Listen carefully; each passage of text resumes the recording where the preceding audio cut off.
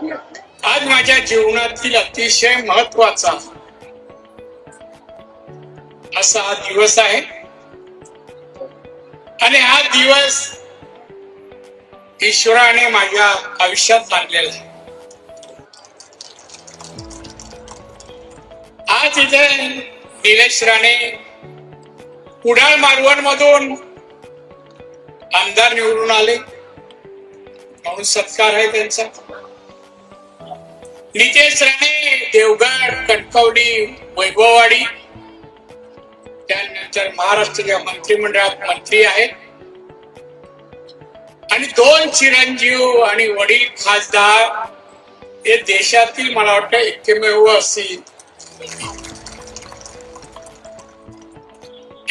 असे वस्तुस्थिती असेल.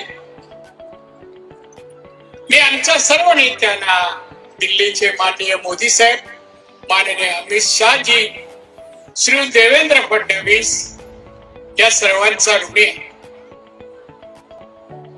दुसरं म्हणजे सांगायचं तर मी म्हणालो माझ्या जीवनातील आनंदाचा क्षण आहे तो यासाठी दोन्ही पुत्र कर्तृत्वान निघावे हे भाग्य मला मिळालं.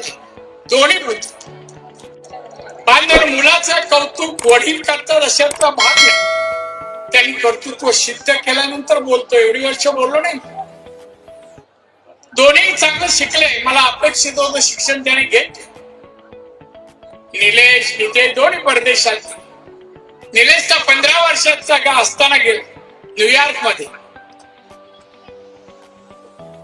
तो एफकॉम झाला, PhD झाला, त्यानंतर तो खासदार झाला. नितेश अमेरिकेतून लंडन मध्ये गेला, MBA केला त्यांनी आणि भारतात. पण दोन्ही येऊन त्यांनी डायरेक्ट मोकळीक नव्हती राजकारण जायचे असं नाही. आल्यानंतर दुसऱ्या तिसऱ्या दिवस निलेशला घेऊन गेलो एका ऑफिस मध्ये. म्हणजे निलेश, ही चावी, हे ऑफिस तुझं आणि हे व्यवसाय तू सांभाळायचा. ते नितेश जसा आला तर नितेशला घेऊन गेला एका ऑफिस मध्ये. नितेश, हे तुझं ऑफिस आणि हा व्यवसाय तू करायचा. तुम्ही व्यवसाय करून राजकारण केलं तर माझं काही हरकत नाही, फक्त राजकारण नाही.